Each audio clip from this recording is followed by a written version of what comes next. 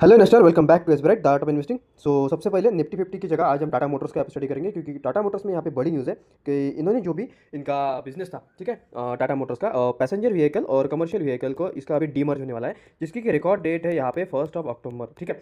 और अगर आपके पास अगर एक टाटा मोटर्स का शेयर है तो आपको एक कमर्शियल व्हीकल का यहाँ पे मतलब कमर्शियल व्हीकल के बिजनेस का यहाँ पे एक शेयर आपको मिलेगा, जो कि रेशियो है 1:1 के स्प्लिट में। स्टॉक आज यहाँ पे वीक नोट पे यहाँ पे क्लोज हुआ है, ठीक है, 1 to 2% के मतलब डाउन साइड में आज यहाँ पे स्टॉक यहाँ पे क्लोज हुआ है। और स्टॉक की अगर हम यहाँ पे बात करें तो स्टॉक तो मतलब अभी भी इसका जो भी मोमेंटम था, ठीक है, सो इसने हाईज लगाए थे 1200 के, और उसको अभी भी यहाँ पे रीगेन नहीं कर पाया है। बाकी ऑटो सेक्टर ने यहाँ पे बहुत ही आउट परफॉर्म किया है, लेकिन अभी भी टाटा मोटर्स का अंडर परफॉर्मेंस यहाँ पे चालू है, तो आप भी इस स्टॉक को यहाँ पे स्टडी कर सकते हो।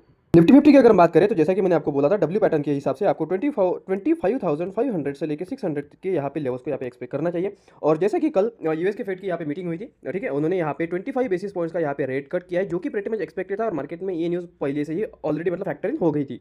निफ्टी 50 यहाँ पे जब मॉर्निंग में ओपन हुआ था, तब यहाँ पे इसने हाईज लगाए थे 25,450 के, और वहाँ से गिर गिर के यहाँ पे इसने लोज लगाए थे 25,350 के, ठीक है।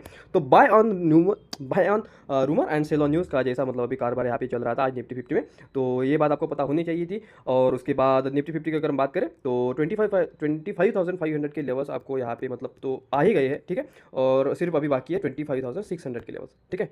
आफ्टर फेड कट्स दी 25 बेसिस पॉइंट्स रेट कट, ठीक है, सो उसके बाद आपको आईटी सेक्टर पे यहाँ पे नजर रखनी चाहिए। तो आईटी सेक्टर में विप्रो भी है हमारे पास, टीसीएस भी, इन्फोसिस भी है, ठीक है, सो इन सभी पे आप नजर रखिए। सो यहाँ पे भी डब्ल्यू पैटर्न का फॉर्मेशन यहाँ पे मुझे दिख रहा है, ठीक है, तो इस स्टॉक को आप स्टडी कर सकते हो। और उसके बाद ऐसी यहाँ पे रूमर्स है कि यूएस इंडिया का जो भी ट्रेड टॉक्स है वो यहाँ पे 8 to 10 वीक्स में यहाँ पे मतलब जो भी ट्रेड टॉक्स है वो यहाँ पे मतलब पूरे हो जाएंगे, ठीक है। और ऐसी न्यूज़ आ रही है कि जो भी ट्रम्प ने यहाँ पे टैरिफ लगाया है इंडिया के ऊपर 50% के, उसको भी यहाँ पे रोल बैक करने की न्यूज़ यहाँ पे मार्केट में भी हो रही है, ठीक है। तो अभी भी ये न्यूज़ है, लेकिन अगर इंप्लीमेंट अगर होता है तो इंडिया के लिए बहुत ही बड़ी न्यूज़ है ये, ठीक है। और उसके चलते आपको आईटी सेक्टर, उसके बाद फार्मा सेक्टर, ये जो भी सेक्टर इसकी वजह से सी फूड सेक्टर, जो भी सेक्टर टैरिफ की वजह से सबसे ज़्यादा हिट हुए थे, आपको उस पर नजर रखनी चाहिए। फिलहाल आईटी सेक्टर पर आप नजर रखिए, डब्ल्यू पैटर्न का फॉर्मेशन यहाँ पे मुझे दिख रहा है, ठीक है। फाइनली सेबी ने यहाँ पे क्लियर कर दिया है Adani group of all Hindenburg allegations से charges not proven and imposes no liability और पेनल्टी ऑन कंपनीज और गौतम अडानी।